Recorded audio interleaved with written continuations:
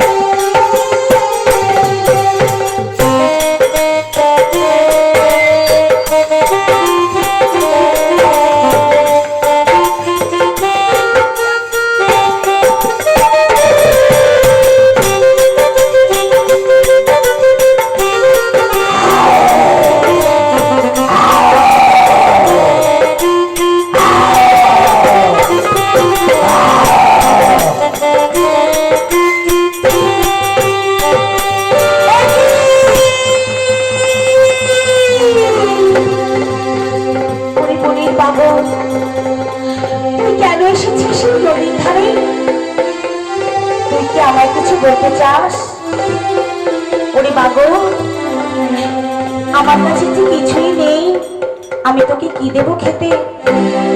যা যা ওরে বনের বাঘ, তুই বনে ফিরে যা। সেখানে গিয়ে তুই ক্ষুধা নিবারণ কর। আমায় তুই যেতে দে বনের বাঘ।